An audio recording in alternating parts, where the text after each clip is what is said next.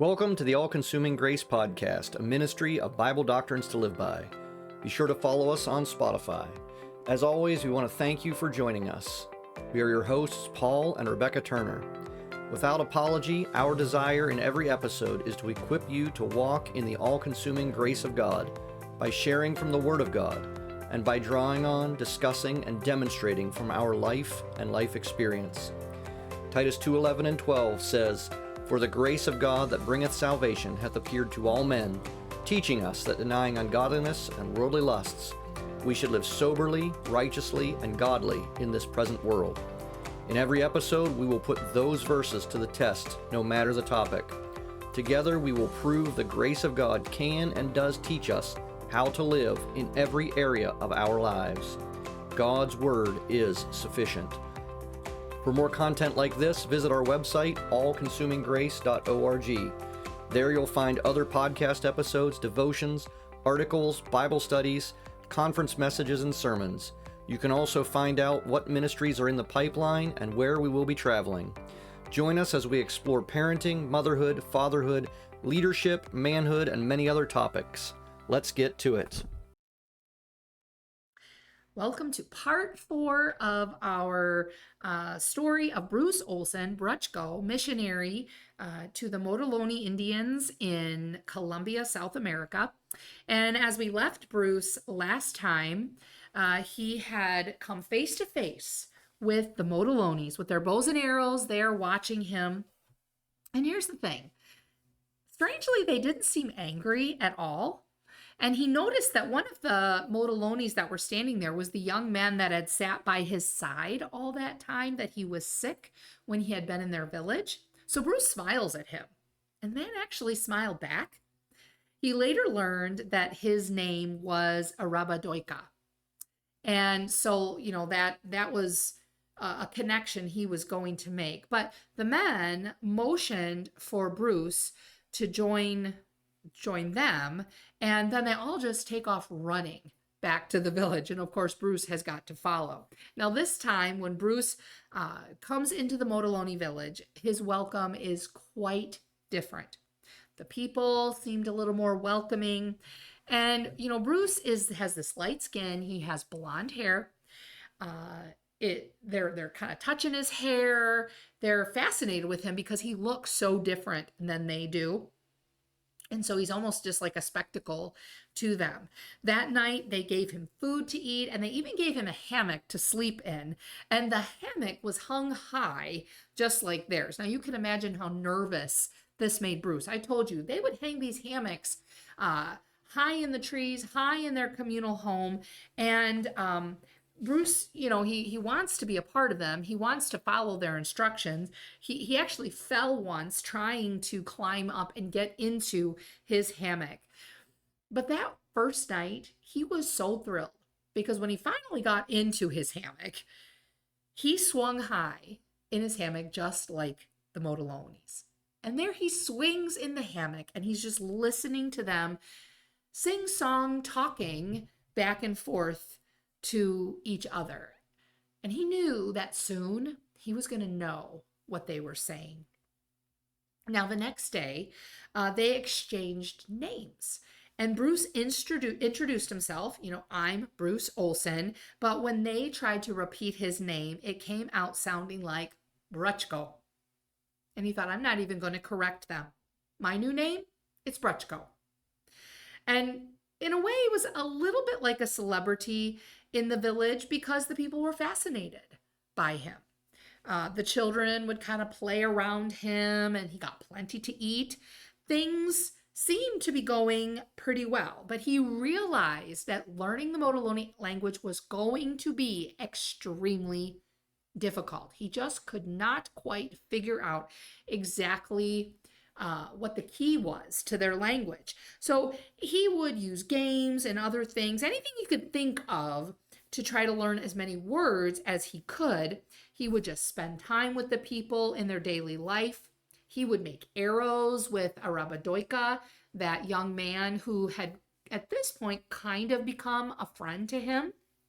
He would watch the women weave and cook. In general, though, what he noticed was that the people really didn't seem to have a lot of connection with one another, in the sense that you might think like kind of a tribal closeness. They just kind of went about their daily life. They didn't seem to have a lot of concern for one another. He was thankful that they were kind to him. He was thankful for Arabadoika, this new friend that he had, but they just did their work. They went through the motions, but didn't have a lot of camaraderie, I guess you would say. They just did the next thing without a lot of emotional attachment to one another. From Bruce's description, it's almost like they kind of ignored one another. For example, like one person might have leftovers and another person might be hungry, but they just throw it all out in a big heap of trash, and, didn't really notice, hey, that person has a need, or, maybe I could help somebody else. So Bruce is just sitting back kind of watching this. And the days were long, because he has little more to do than watch. And he's starting to ask himself, how long is it going to take to learn this language? He had already been living in the jungle for years. He kind of started to feel like, I don't really have a lot to show for all the time that I've been here. And I love when you read Bruce's story, how honest he is, because he describes it as feeling discouraged and even depressed. And I think sometimes we can get this idea that, mission work is just, you're going in and you're just sharing Christ and people are getting saved and it's exciting and all of that. But Bruce is honest with the fact that it was very depressing for him, and he struggled with those emotions. And the more depressed that he became, the more he started to actually resent the Motilone. So God had given him a love for these people. He had a drive to go there, and yet the depression started to make him resent these people. Everything that they did just kind of started to annoy him. And he was focusing in on things like, boy, they really smell. And I hate the way they eat. I just hate the way they do everything. One day, a woman in the village approached him. She walked up and laid her dirty hand on him, and he's thinking, she smells bad, and I wish she would just leave me alone. He wanted to tell her to get lost, but he's thinking, I can't even do that. I don't even know how to say that. And at this point, Bruce is thinking, I don't even know if I'm going to stick around here anymore. Is it going to take a year? Is it going to take longer? He was actually ready to go home. He didn't leave. Days turned into months. Months turned into a full year. Now, one morning, as Bruce was laying in his hammock and he's thinking, yeah, this day is going to be just as boring as all the other days, a boy came in and brought him some food.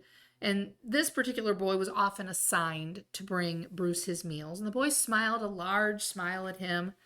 And as Bruce ate, he looked at the boy and he asked him, what's your name? And that was as much as Bruce really knew confidently what to say in their language. And the boy answers, Kobedra.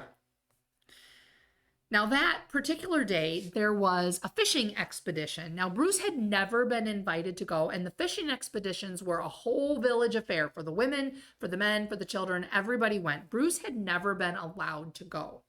This day, however, this Kobedra came, took his arm, motioned for him to come, and he fished with them. And later, he was invited to begin hunting with them too. Kobedra, this new friend, became his constant companion and even teacher. He had been friends with Arabadoika, and now Kobedra is another person that God is using to help him in this village. And it was wonderful, because really Kobedra really felt like a friend, and they spent a lot of time together. Kobedra took it upon himself to teach Bruce as much as he could. And one day Bruce was hungry and he asked Kobedra for a banana. Kobedra walks away, comes back with an axe. This was very confusing until Bruce finally had an idea. Now, he's been with these people for over a year, And this time, he pinches his nose and he says the same word again. And this time, Colbadra went and got him a banana. And Bruce was excited because after all of this time, he had a key. He knew that they had a tonal language. And it opened his understanding. Now, it was still very difficult, but at least he had a key. And he had this companion in Colbadra who could help him learn as much as he could. So he would write down the things that Colbadra said, and he started to learn new words very quickly after that. One day there was a ceremony in the village to make Colbadra a man. And this was a big deal because in Motilone culture, for a boy, one day he was a boy, and after this ceremony, he was a man. And now that he was a man, he was given a new name. And Colbadra's new name was Babishora, which Bruce really had a hard time saying. And to him, it sounded a little more like Bobby Show. And so Bruce started calling him Bobby. So we have Bruchko and we have Bobby as close friends. And there was many facets to the Motilone culture. So many beliefs, so many things that Bruce was learning. It was confusing at times. There were just so many things. But Bruce paid attention. He wanted to know these people and was always looking for an opening, how he could share Christ with them. Part of their culture was to exchange arrows at a time called the Festival of Arrows. This was very important to them. Men would exchange arrows as a sign of brotherhood. So Bruce thought, I'm going to make some arrows for Bobby to show him just how I feel about him as my friend. And then Bruce did that. And then at the end of the festival, hammocks were hung high and everyone would sing and celebrate together. So when he handed the arrows to Bobby, Bobby indicated, Bruce, I accept you as my brother. And this was a very big step. And then Bobby hung hammocks for he and Bruce. Now, eyeing the height at which he was supposed to swing in this hammock, it terrified him. And Bobby just says, you have to put both feet in the hammock and just swing. Like it seemed easy to him.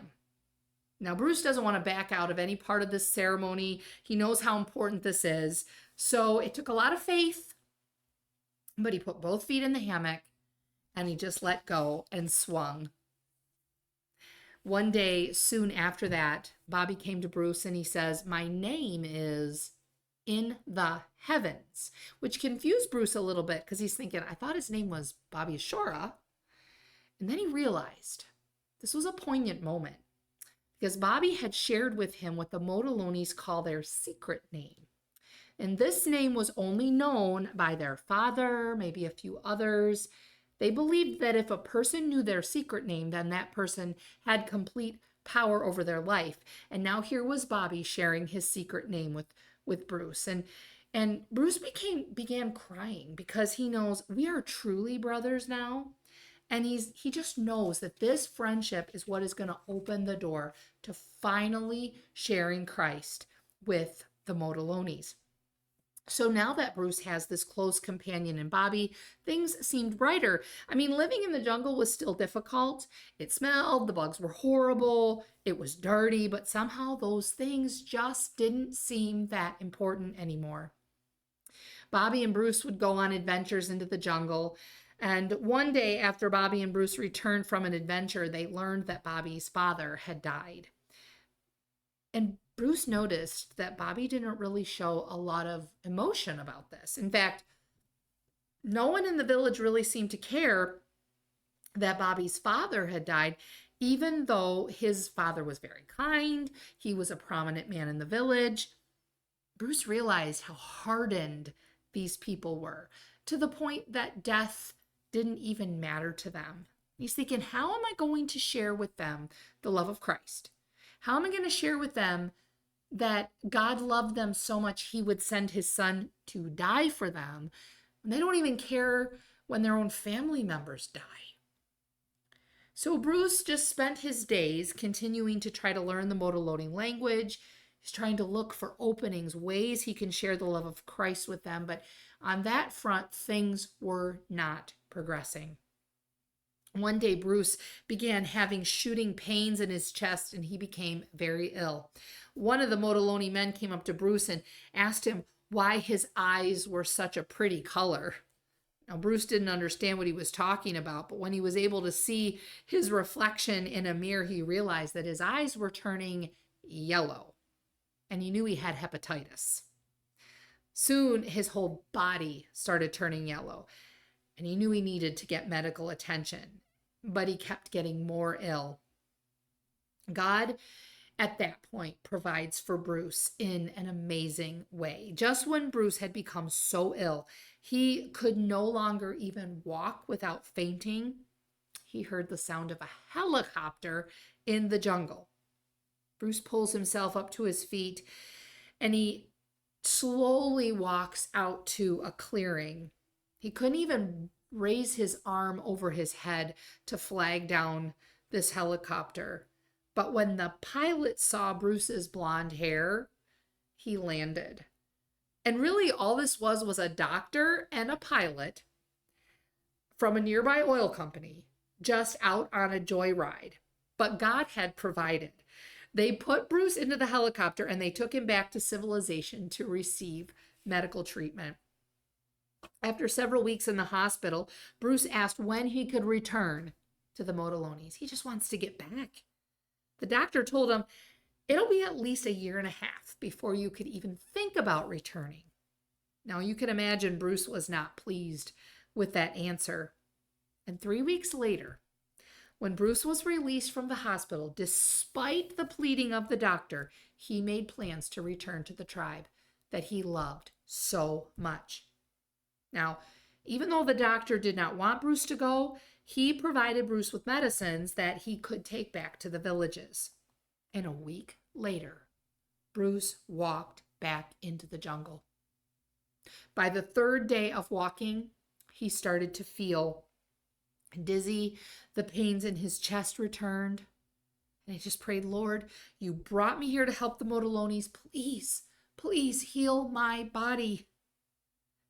He slept that night, and the next morning he woke up. He wasn't healed, but he felt well enough to continue on. And when he returned and he finally got back to the Motilone village, they were shocked. They said, we thought that you died in that clearing and that the vultures had taken your body. But they said, your God preserved you. And that really stuck out to them. Bruce knew he was where God wanted him, but he knew something else for sure now. He knew the Motilones needed medicine. After all this time, he knew that they died regularly from diseases that simple antibiotics could cure. But whenever he would offer them medicines, they would refuse and they would say, leave it to the witch doctor. One day, the epidemic of pink eye reached the people, and Bruce is thinking, this is a simple problem. Antibiotics can fix this. But after a week of the witch doctor going through her songs and spells and nothing changing, Bruce offered her his potion of terramycin. It was an ointment that he had. She would not use it. Then he had an idea. He walked over to a man that had a very bad case of pink eye, and he wiped his own finger in the man's eye and then wiped it onto his own. And sure enough, Bruce got pink eye. He went right to the witch doctor and asked her to put his medicine, his potion, in his eye. 3 days later, he was all better. And the witch doctor was so surprised and decided that she would also start to use the potion that Bruce had to cure all the people. So from then on, Bruce decided he would work with the witch doctor using other medicines and disinfectants. So because instead of trying to override the witch doctor, he worked with the witch doctor, it changed their lives drastically, and they accepted his help in that way. In fact, in just a few years' time, there would be 8 health stations throughout Motilone territory. And it is considered the fastest example of development in a primitive tribe. And it all happened because instead of trying to change the Motilones to make them just, become like the white man, he worked with them where they were, and he was patient enough to gain their trust. But he still has to tackle the fact that they don't care enough about each other. They don't have enough emotion for each other to really take care of each other. That will come. But how does he get them to do that? So he asked Bobby to travel with him from village to village, and he is going to treat their illnesses. During these times of travel, Bruce and Bobby have a lot of deep conversations, but Bobby just doesn't share Bruce's concern for the other tribe members. I mean, he's willing to help Bruce, but he doesn't care about helping people recover from illnesses if they are sick. Bruce had been with the Motilones at this point for 5 years. And again, he begins to wonder if any of it is ever going to make a difference. Is it really worth it? He knew it was. He just needed them to see Jesus. And he says to himself, I need Jesus Christ to become a Motilone. Somehow they have to see him like them, like themselves. How can I do this? What is the key? And one day, as Bruce and Bobby and some other men are walking a trail, they heard someone shouting in agony. Bruce wanted to go see. None of the others seemed to really care, but Bruce insisted that they follow him. And as they got closer, the yelling got louder. Bruce saw a Motilone yelling into a hole in the ground. And he's yelling, God, God, come out of the hole.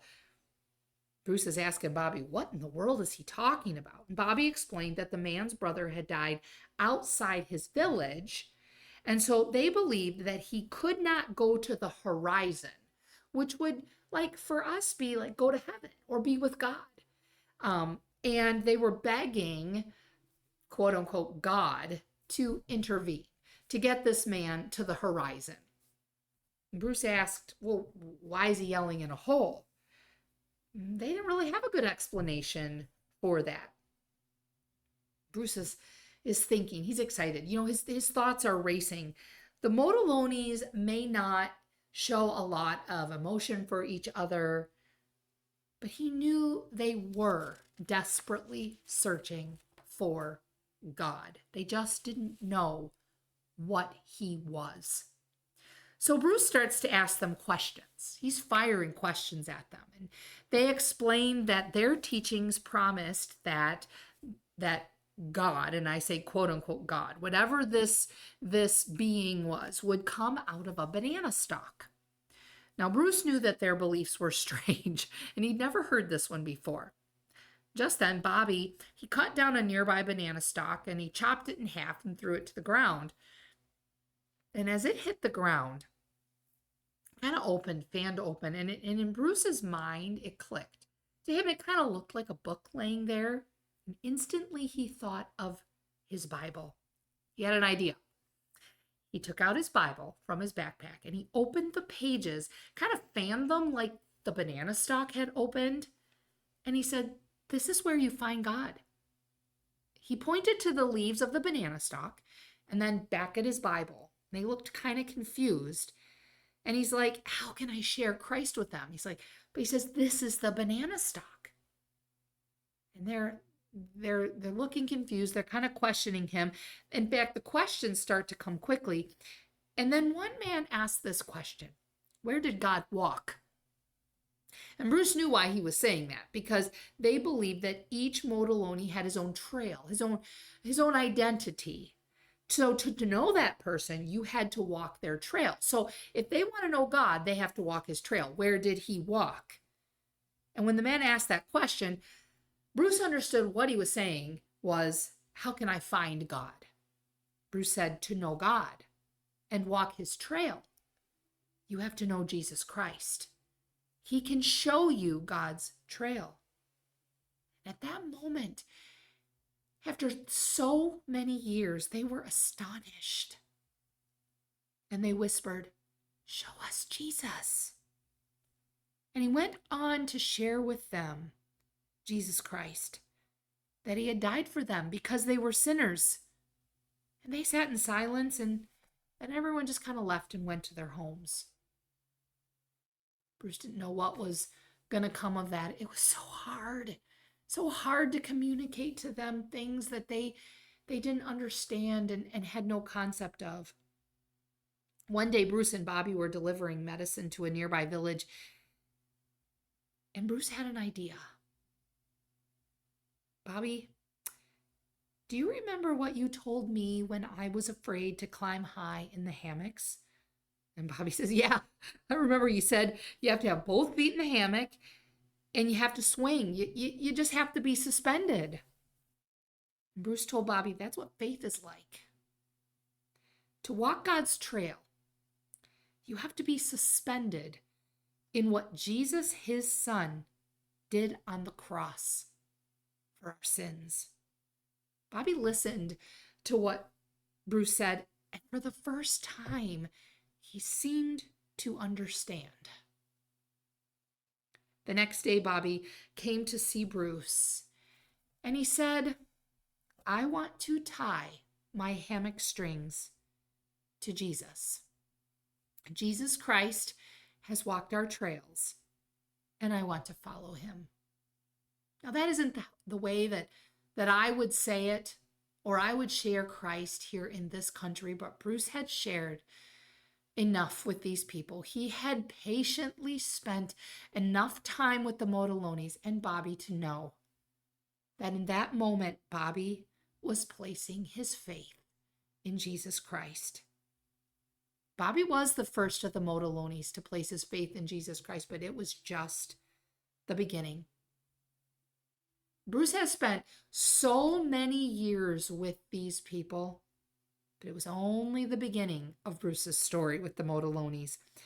The years would bring more adventures, more struggles, but the Motilones would always talk of how Bruchko had brought change to their tribe, not through medicine, even though that was a huge part of what had happened. That change had come through Jesus Christ. The Motilones would say, and I quote, "Our tribe now walks in the footsteps of a new leader." Bruce Olson is 83 years old today, and he continues his work even now in the tribes of South America. He has a book that he wrote called Bruchko, and a second book that he wrote to talk about his continuing work there and all that happened with the Motilones. And I highly recommend that story. Such a hard story to condense into 4 parts. There are so many facets to this that I actually, as many missionary stories as I have read over the years, I thought it to be the most challenging one, the most honest and open story and account of being a missionary and truly loving people. And so you can find that story. You can find the book. I got that book on Amazon. You can find that story and tell us what you think about hearing about a missionary here on All Consuming Grace podcast. We would love to share more with you if that is something that people are interested in. Don't forget to drop us a comment. If you like what you heard, let us know about that and share this with other people. Until next time, we'll see you later. Bye-bye.